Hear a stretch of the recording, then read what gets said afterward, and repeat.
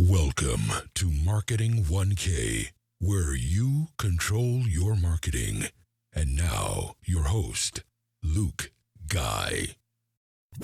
Get ready.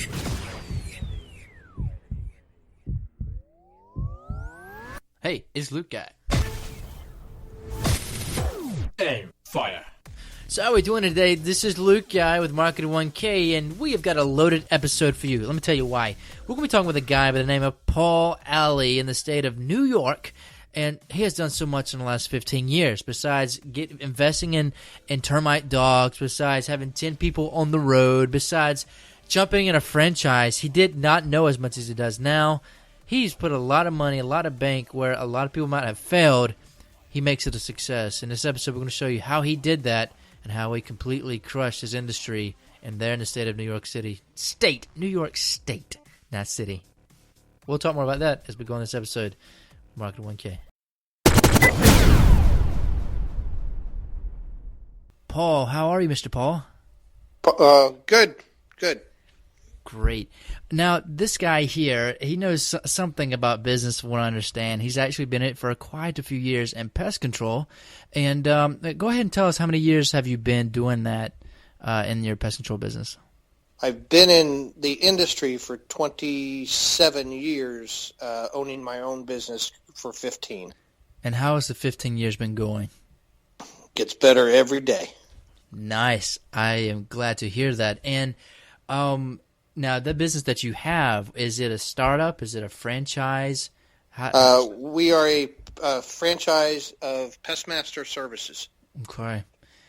And I know I've been seeing a lot of discussion online about franchises, about they're thinking about being in franchises and things like that. How is the franchise business? Well, according to you, it says great.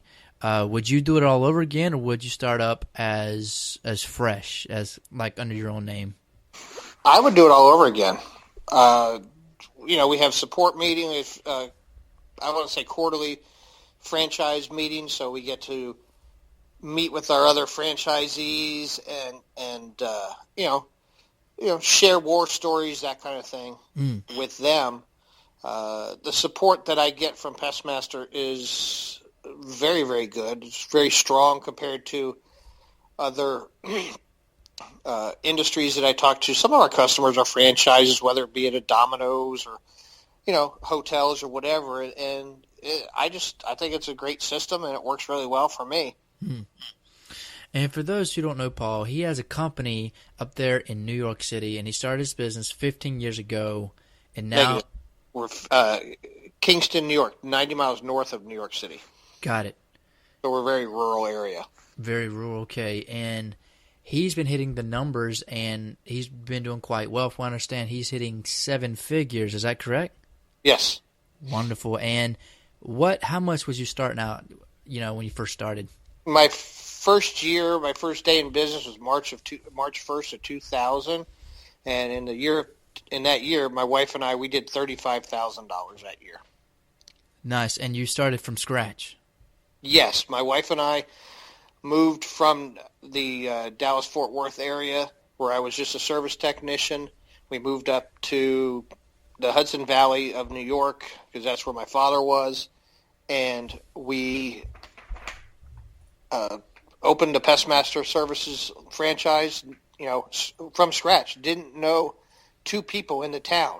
I only knew my father. That was it. And have grown exponentially since then. So you're not even from New York originally? No. And you guys God, I hope I don't sound like I'm from New York. No, you do not, actually. You do not. They're definitely special people. Anybody up there, definitely that traffic, that'll make anybody talk fast. So, no. But that is amazing. So you go up there to scratch, you know nobody, and 15 years later, and you're hitting over $1 million. Now, yes. We're about to talk with everybody exactly what your marketing moves were and how you got to where you are today. So we're going to go over some questions, the usual questions I ask everyone. But, of course, every question comes with a different answer. So we're about to go over that real quick. So we know you've been in for 15 years. We know that you've started from scratch. We know you're in a new area. So that does give hope that it doesn't take 10 years worth of connections to get where you want to start. You can start today, and that's how you did it. Now, what were your first moves in that year, and how did you know to make them? How did you? $30,000 the first year isn't that bad. And it's just from hard work with a lot of, we'll call it clover leafing. Just knocking on doors, talking to the realtors, and if we're only talking about the first year, we did mail outs, and just the biggest thing for us was doing a home show, quite honestly. We did a home improvement show. That was our grand opening weekend. We offered free pest home inspections and literally grew the Pestmaster brand from that home show. And, I remember who my first customer was. Customer number 0001. I know who that was. I can drive to his house right now. It's just, and we grew it through different ways of what I call guerrilla marketing, because I have no formal marketing training, and it's really common sense and Southern hospitality, I guess, is the best way to put it. That's right. Hospitality is the best way to go. You be nice. You get what you put in, and it's not going to count for anybody. You don't plant the business cards. You don't knock on the doors. You're not going to get the sales. So, that's the basics of it all. But to take that even further in question, so let's say now that you're in this business, you're looking back 15 years from now. What would you recommend to the Pauls today, to the ones who are startups and their budget is low? After the 15 years, now you know what you know and you've got this under your belt. What would you recommend to companies who are having low budgets this year? What would be the first thing you recommend they do? You can market your company all day long, but if you can't market yourself, you're not going to get anywhere. If you come across as a unprofessional, fly-by-night baseboard jockey, you're not going to get very far, and that's all you'll ever be. You have to be able to practice IPM. You have to know what IPM is, and you need to religiously deliver IPM. Be up, read the industry manuals, stay current in, I just found Pest Cemetery, a couple weeks ago. Mm-hmm. Stay current on the Facebook stuff and everything like that. Now, stay current with the technology. 2001, we bought a termite dog. Really? The first year? First year, we bought a termite dog. Now, how's that been going? Termite dogs here, it was a double-edged sword. So where we're going after the termite, with the termite inspection, because we're going to termite inspection, we're going to find termites, we're going to get termite jobs, blah, blah, blah. The realtors wouldn't touch us with a 10-foot pole. Why? Because they're on commission. They don't want to lose the sale, so they're not going to have the dog that's going to come through and find the termites, excuse me. Mm-hmm. They're not going to use us. However, on the other side of that, every one of our Yellow Book page ads, home of the termite sniffing dog. Newspaper, front page of the newspaper. New company brings in dog to sniff out termites.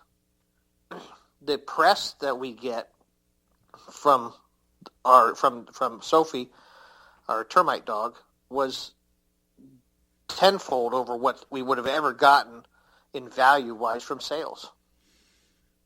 So, how much did you pay for that first dog, Sophie? $10,000 from Bill Wittstein down at Safety Harbor, Florida. First year in business, and you invest in a $10,000 dog. Yep.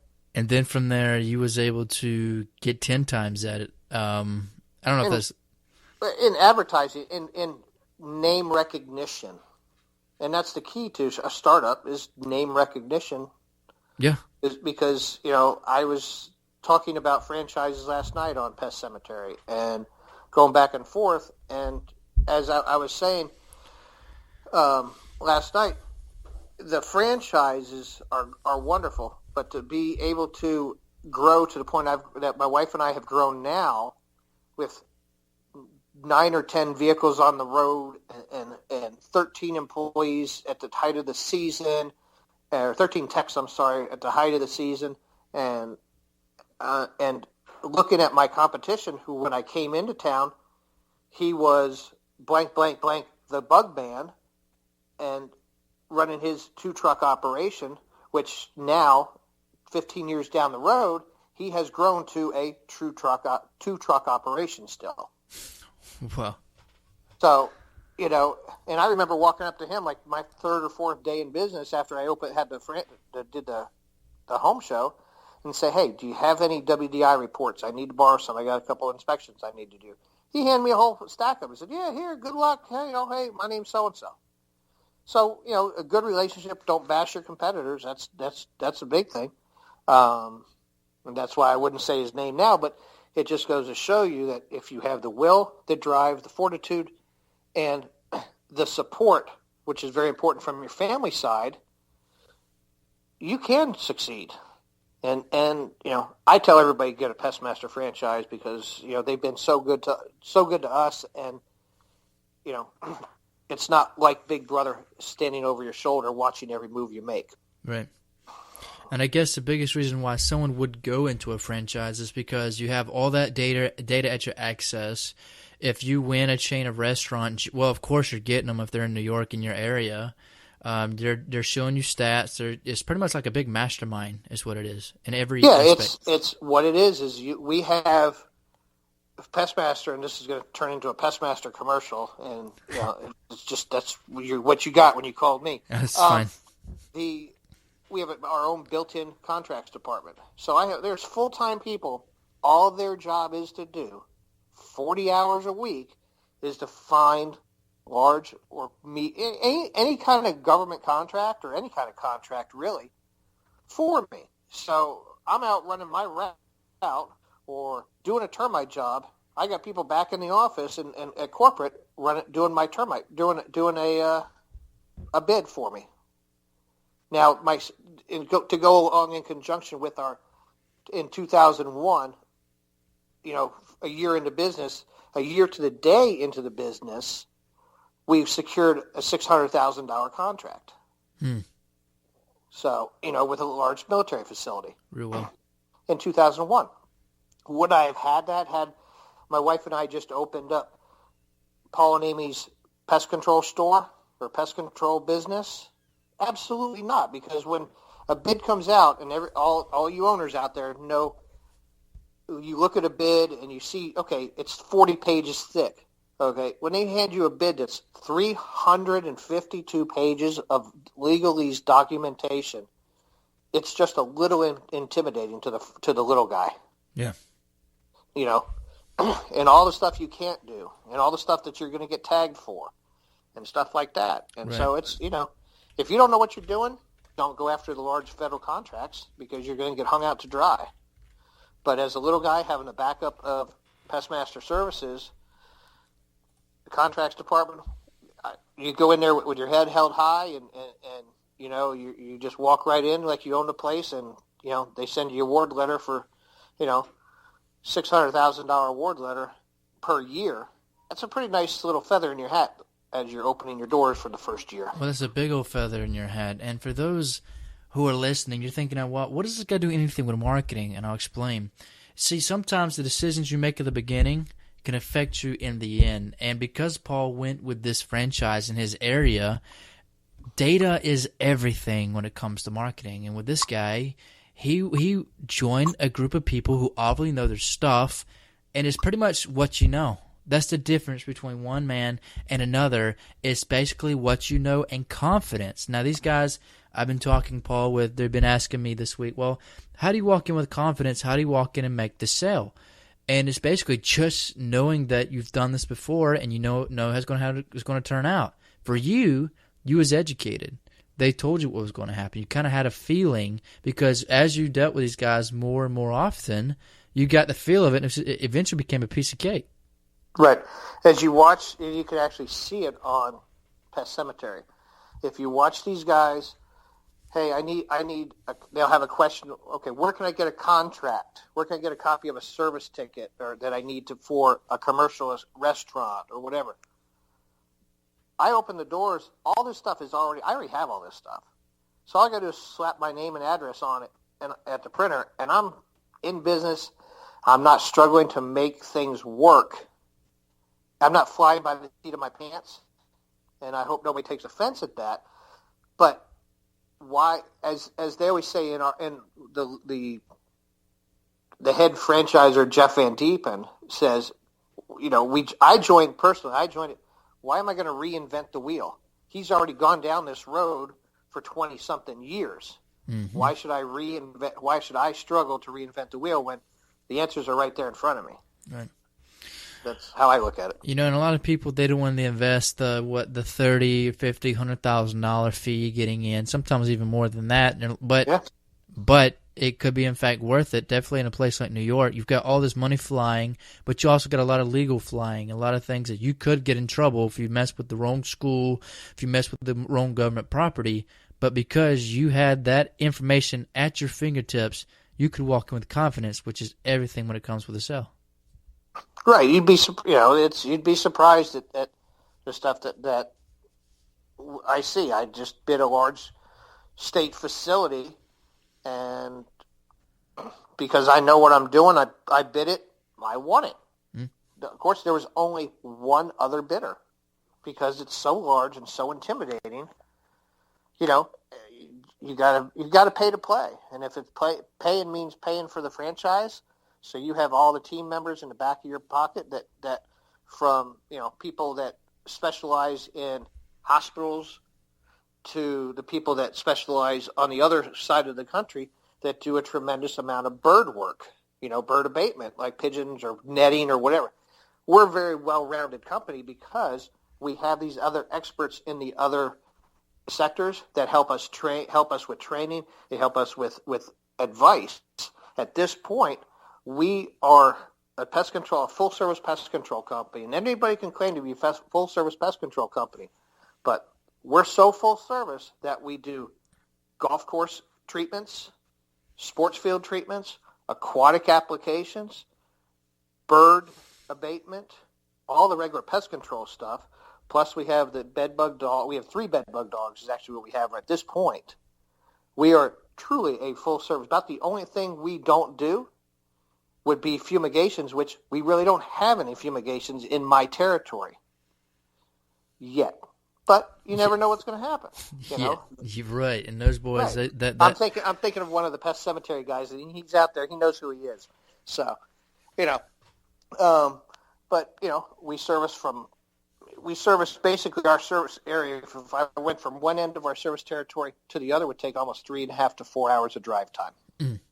So, for those of you who've been thinking about, about marketing, about you should do franchise, consider this interview with Paul. And if you have any questions, I'm sure he's possibly open to introduce you to this, I'm sure. Absolutely. And talking more about this. Now, as a business guy, and we know you're a big franchisee with Pest Masters, which it may work. Of course, it's worked for you in your area. As within the 15 years of business, as your own guy, what has been the best online move you have ever made? We just went from marketing to now online marketing within the second. So, but what has been the best online move you have ever made? I don't know if you do SEO. I really don't do a whole lot of online marketing. I mean, we've been jammed by Yelp, so I'm not a big fan of Yelp at any. We have 11 reviews, and only 3 of them are visible, and every one of them are negative. Mm-hmm. And I've responded to every one of them. One of them was negative because it came from Houston, Texas, for a service call. Obviously, we didn't service that. Huh. But, all our positive reviews get buried by Yelp, so I don't like Yelp. Angie's List, we're on Angie's List. We have a tremendous amount of good reviews under Angie's List, but I don't like their marketing tactics. Right. They're very, very expensive to pay for advertising. That they say you can't pay to be on Angie's List. Yeah, you can. Uh-huh. And other than that, it's just guerrilla marketing is what I do. I don't. We're on the face. We do the Facebook marketing. I don't know if you had a chance to look at our website or our Facebook page, Luke. I'm trying to think. I probably have. I just have to relook at it and Yes. Wait. Yes, I do remember actually. Yes, I do. So we've been actively really pushing that in the last 2 years, and we were kind of, 2 steps forward, 1 step back with followers and everything like that. What seemed to be the biggest way to get followers. Now, that doesn't mean they're qualified followers where they're actually going to spend money with you. Mm-hmm.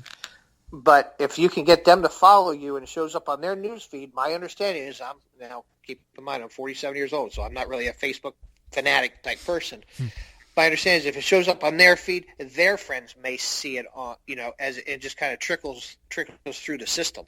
Correct. So we're able to get some more views and things like that and more followers that way. But the biggest thing we've ever done was we just went with our customer who we barter food for, and we have a tremendous amount of money in barter with them right now. So I just started writing up $50 gift certificates, and hey, whoever shares our webpage, our Facebook page, the most over the next X number of days, you're going to get a $50 or $100 gift certificate to this restaurant. And we went from I think we probably doubled for the month we did it. We did it in the month of January, and I think we doubled. We went from like 350 up to almost just short of 700 followers in a month. Nice. So that's probably the biggest thing we've done. Okay, so what about SEO? How do you view SEO in your area? I don't have to do that. That's all through through the franchise system. So they take care of the whole website, web page, everything like that. I don't have to touch any of it. I don't have to even think about it. I just know that I have a Facebook or a web page that's already been professionally designed. They threw a boatload of money at it, and it's above my pay grade. Wow, that's good. So if you consider doing franchise, apparently they're covering this too with the Pestmaster. So this may end up being a Pestmaster commercial. So it looks like it's working out very good for you. All right, so in your area of New York City, the bug I'm not in New York City. My bad, the New York State. When I say New York, I'm thinking New York. Okay, my bad, New York State. Automatically, I want to say city. I don't. I understand. But we're actually 90 miles north. We're like 2 hours north of New York City. We're up in the apple orchards. Wow. So I'm thinking crazy. I'm thinking crazy traffic. I'm thinking long lines. But that's not even really you, like New York City. No, that's not me at all. Nope. I got 18 inches of snow sitting on the ground right now. So no, that's not me. Wow. Well, so in your area of the New York State, okay, where you're at in your area. Mm-hmm. The bug that makes you the most money, what would you consider the bug that makes you the most money? Where would you focus at? Is it based on season alone, or do you have I know some people, bed bugs is their major money maker. What is yours? I'd say carpenter ants and bed bugs. And before the whole bed bug thing jumped, I would definitely say it was carpenter ants. But now it's because we have the only dogs in the whole, north of New York City, that we do really well with bed bug work between the canine inspections and then the actual treatments afterwards. And I think probably the biggest takeaway here, it would probably be, even for those who are not in pest control, if you're in lawn care or whatever you may do, you need to have some kind of press release, make a machine, something that separates you from your competition. Even if it means sinking some money into something major, you've got to stand out. And with Paul, what set him off, what really got him going was that bedbug dog. This is what I'm hearing. I mean, along with, he made the decision of the franchise. Apparently they covered every marketing piece he could want to do until the along came along and he did Facebook and the side things. But it was that dog, I've got a feeling, that really... So the dog generated through, as soon as we get the dog, I've always done press releases. We do press releases if our service manager changes his shirt, we'll do a press release. We'll do press releases for anything we can think of, changing of staff, promotions, within the staff. Hey, look, we took our trucks, and where they used to just be plain white trucks with just a name on the door, we wrapped the trucks. and we wrapped our van, and these all generate our press releases.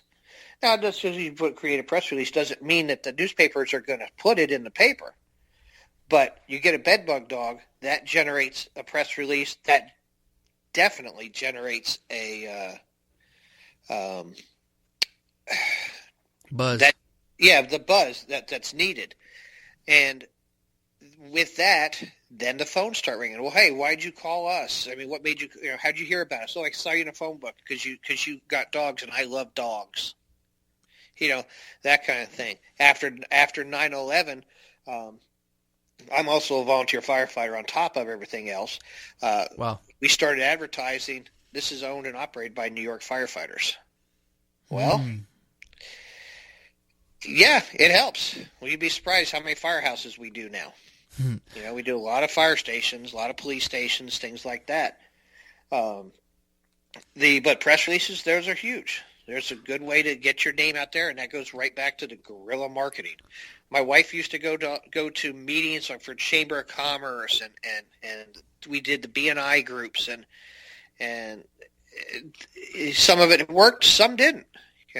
But you have to have faith, and you have to have a good, strong support system at home to put out when you're starting a business, whether it's a franchise or startups from scratch. You're going to be working, if you work it right, you're going to be working some 13 and 14 and 15-hour days. So you better have a good, strong family at home. That's right. Definitely. To understand that, my phone rings at 2 o'clock in the morning, or my fire pager goes off for medical or a structure fire or whatever. It's the same thing as my phone goes off for a bat call in the middle of the night. I got to get up and I got to roll. I'm going to go take care of that. And my competition in the area, the phone just rings and rings and rings, and hi, we'll call you back in the morning. Beep, leave a message. Right. That's definitely up to the guys listening. But apparently, Paul, you have a passion for what you do, and I'm sure you're gaining connections because you're willing to do that. It sounds more like a calling to me, something that you really find that you really love.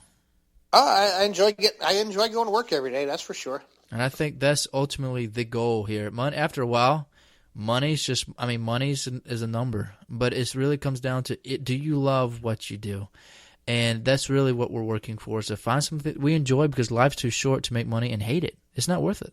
Oh, absolutely. So that's good that you are loving what you do, and to be in it for as long as you have. You said what, 20? How many years? 27. 27 years. Nice. Yeah. So it's got to be working for you a lot. So, and let me ask this question here. Now, you're talking about e-commerce. I mean not e-commerce, but commerce, a chamber, and all that. Mm-hmm. Okay, so these, and we're talking to a lot of young startups. We're talking to people who've been in it for years and still with 2 trucks. Now, how do you connect with local businesses? Let's say you don't know this business, but you really want it bad. You don't know anybody. What would be your first move in possibly getting on the inside? You got to get in front of the people that you want to meet. It's that simple. You got, call the realtor, the local realty office, and say, when is your next sales meeting? Would it be all right if I come down? I'll bring coffee and donuts and make a presentation about my company. What you have to tell them, what are you going to do for them? Not what can they do for you. What can you do for them? Now, what does that sales program look like? What do you mean? Like, go more in detail about that.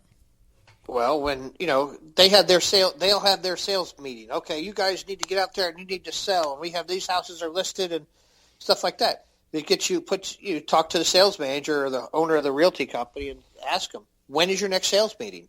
And they'll tell you when, and say, can I come down and do a presentation? Your presentation is very simple. Hi, my name is Paul. Here's my card. I own Pestmaster Services Pest Control. I would really like the opportunity when you went through closing for us to be able to come out and give you do the WDI report, the wood destroying insect report for your client. On the other hand, and say, okay, hey, if you get a listing, call me. I'll come over and I'll go through it as a free pest inspection before you get between a rock and a hard place, and you got the WDI shows up and it shows termites or powder post beetles, something like that. Now you're in front of the realtor and the seller, and that's all you're worried about. Now they bring you in there before right when they put the house up on the market, sign just put in the ground, you pull up, they say, yeah, do the inspection. It's just a free inspection. You're not making any money off this. But if you go through there and find, oh, look, this is going to show up on your report. You got termites. Well, what's that going to cost me? Like $1,500 or whatever it's going to cost. You do the measurements, figure it out. Now you're in front of the buyer. You're in front of the person who's going to buy your service because they cannot sell it with a wood-destroying insect. And we all know that. Yep. So now what is, well, how long is it going to take you to treat? Give me a day. I'll get you on a schedule. We'll let me finish all my numbers and measure it out and all that. Come back in with signed contract. Say, here you go. This is what it's going to cost you. Because the last thing they want to do is stop anything going to hold up the sale of that house. And you're looking at, and houses I'm sure aren't cheap up there either. You're looking at houses that may be going $200,000, $300,000, $400,000. What is an extra $1,500 to get rid of termites?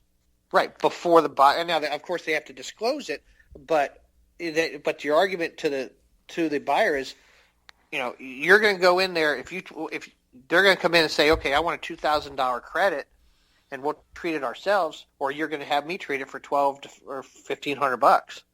Trade down. That's $500 extra in your pocket at the end of the day when you're selling that house, Mrs. Smith. Mrs. Smith. So and that's good that you are okay. So I like that. The presentation idea, that is one smart move there. And get in front of people who, they're around houses. You guys are walking in the same places where he's selling a house. You could be spraying that house. And on top of that, termite, it could end up being a yearly contract for pest control. You just created another connection. Though at first it's free, you've got the traffic coming to you. Hey, Paul, can you go do another inspection of the house for me before we close it? And you're there. You're being of service. And even though it's a freemium model that you've got going there, it's making you premium because you were there when they needed you. Which right. Not everybody's willing to do that, but because you did, it was another feather in your hat, and you sit good with the realtors now, I'm sure. Right. You get in with the realtors. Exactly. Now, what about landlords?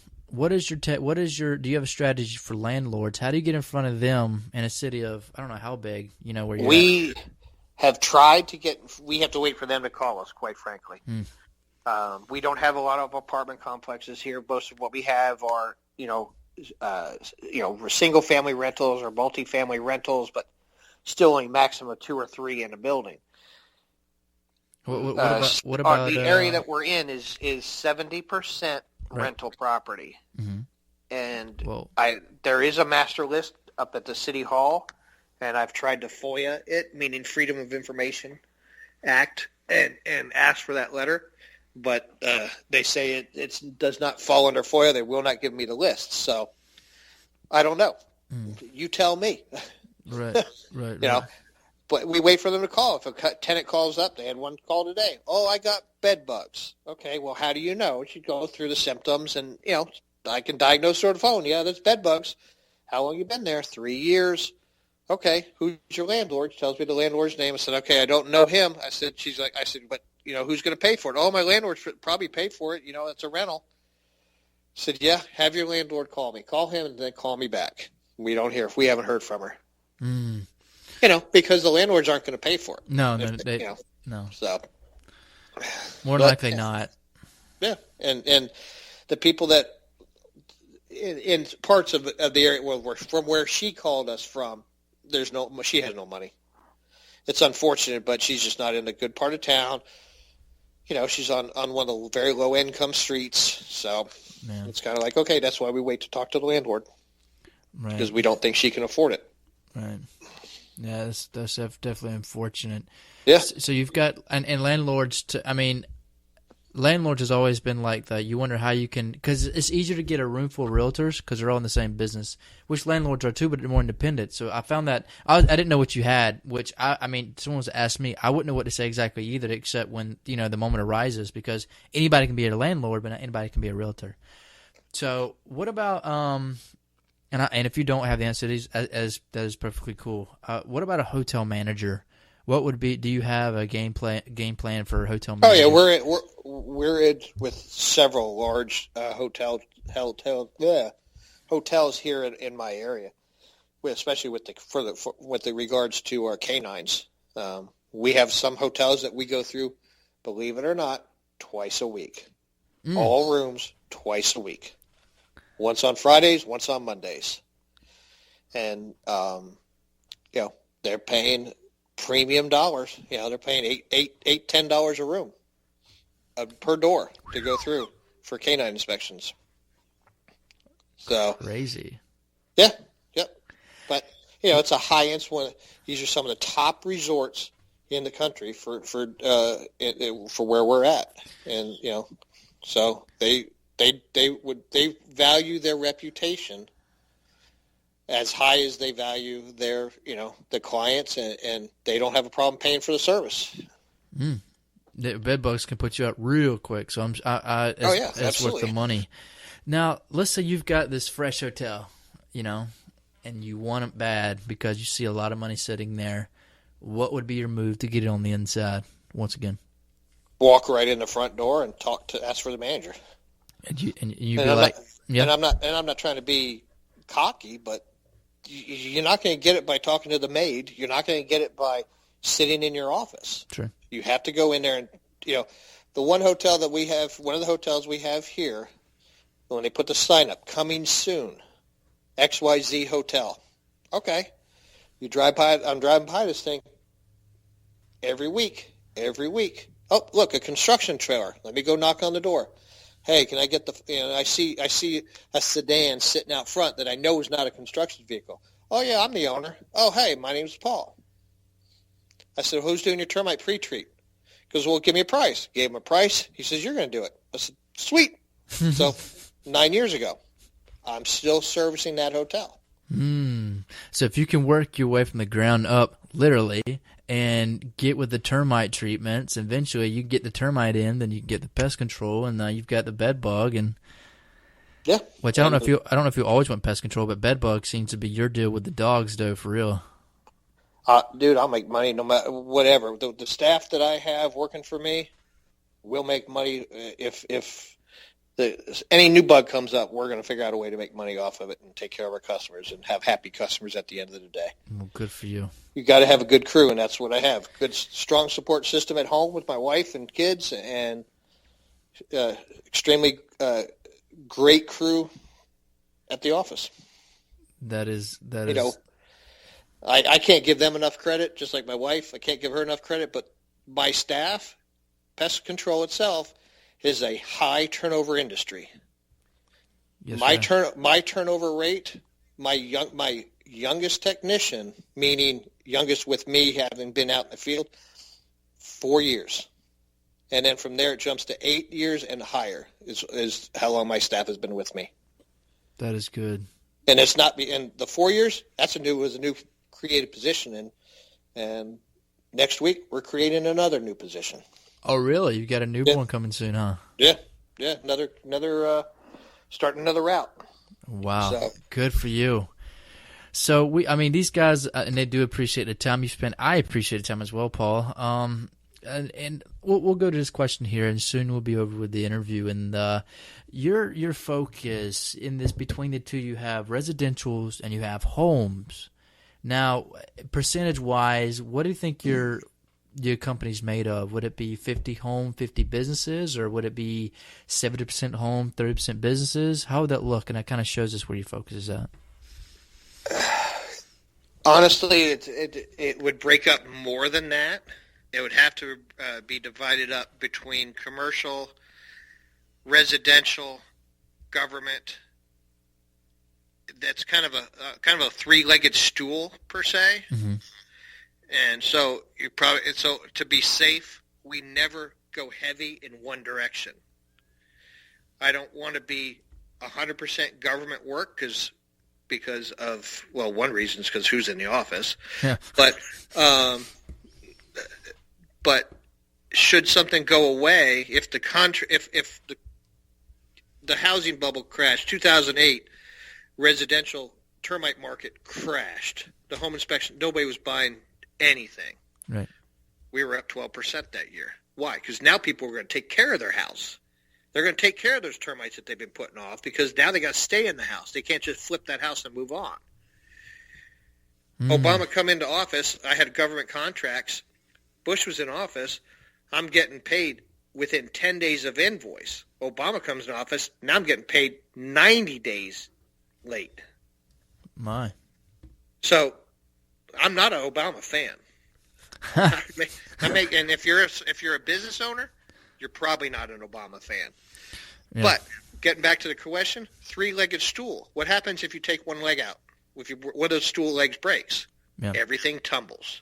So pretty much equal among the three then. Yeah, pretty much equal. We got to stay. We keep a fine balance between the three. We don't say, "Oh, wait, we have too much commercial work." We don't do it that way. We say, "Oh, we have a lot of commercial work. Let's go get some more residential too." Let's go get some more. So the stool doesn't teeter-totter. It just keeps getting taller because we keep putting more under each leg.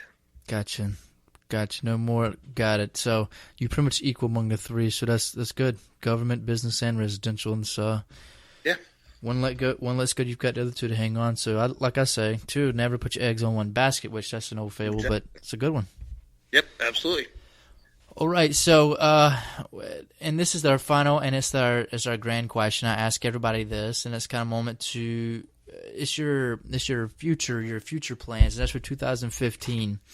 Now, last year, 30,000 businesses bankrupted, and they say 89 businesses fell because of poor, customer policies and the way they handle the customer. For 2015, what are your goals to not only crush it, but take it forward to customer service? How will you beat competition this year, and how do you plan to be different in your industry? How do I plan to crush it with my competition? I just let my competition continue to do what they do, and I'll continue to do what I do. And that sounds cocky, but you know what? In 2006, we won Pest Control Technologies Customer Service Award for the entire industry. How did we do that? Customer service. Know the pets' names of the house. It sounds stupid. Know the dog's names before you walk up to the door. And the kids. I got customers that cook us breakfast in the morning. They know we're coming. They'll give you a cup of coffee. The little kids color pictures of us. One of my service manager, he brings a second flashlight where he knows there's little kids in the house. Why? He lets the little kids walk around with him with the second flashlight and help him look for pests. Customer service, thank you notes to the customers. Your customer dies. We send condolence letters out, Customer service, that's what I was talking about earlier when I said Southern hospitality. You can't just walk in. You got to be the customer's friend. You cannot be the service guy. If you're going to be the service guy, when the husband or the wife gets laid off and the money's tight at the house, who are they going to cut? Well, you know what, honey? I'll go cut the grass because we need the pest control guy. We don't need the the guy cutting the grass anymore, But we need the pest control guy, because they don't look at you as the pest control guy. They look at you as, hey, that's Paul. Paul comes in all the time. He's a volunteer firefighter right down the street at our fire station. I see him in church, that kind of stuff. But the lawn care guy they come in, when you're not home, they do your yard real quick and they send you a bill.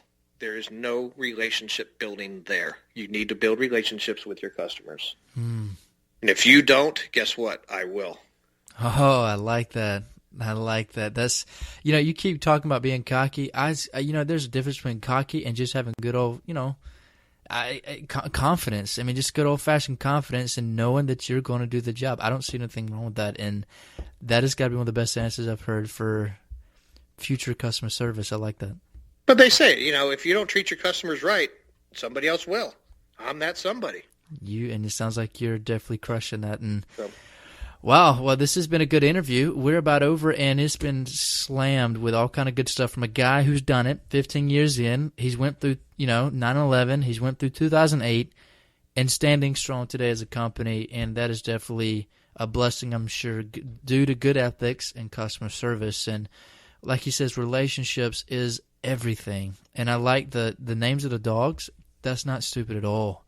The knowing the kids are there and being the friend, being the guy they look forward and come to see. I feel sorry for people who treat the customers like another number. I feel sorry for you. These guys are writing. Yeah, but they're not listening. They're not listening to your interview right now because they're too busy, worrying about their name with the T or their name with the O and stuff like that. No, it's and like I say, you're doing good by listening to somebody like Paul, to these people we've interviewed, because obviously you want to treat your customers better, and by you being here shows that you really care. So good for you. You're on the right track. Keep it up. Sit at the feet of people like Paul who've done it for 15 years. Soak it up, and you're at the right place. So good job to you guys for listening, and good job to Paul for doing what he's doing. So, Guy, I appreciate you showing up today and doing this with us. I've learned a lot, and I'm sure my pleasure. And I'm sure that the others have too as well. So, is there anything else you want to end it with, or I think you did a good job? No, it's all good, man. It's all good. Well, guys, good to have you here today, and this interview will be up here soon, and I do appreciate your time. All right, cool. Thank you very much. Well, you have a good one. You too. Appreciate it. Yes, sir.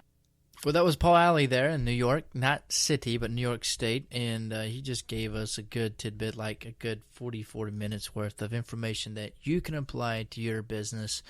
Even if you're not in pest control and you're in other businesses similar, you can definitely take this. It applies to any business such as pest control, lawn care, maybe pool cleaning services, roofing. It all ties together, and it all ties down to having relationships and simply knowing that you can do this and get out there and make a difference and be better than your competition. And for those who are in highly competition areas, do not feel bad. You're in prime area because you have something you can set goals. Like if the competition isn't doing this, do that. If they're treating your customers like this, we'll treat them better. So by you having competition, you're able to completely come back and do twice as good. So once again, thanks for listening today with us, Marketing 1K, where you control your marketing. And I hope you guys learned a lot. Thanks for joining us, and we'll be back here with the next interview here shortly.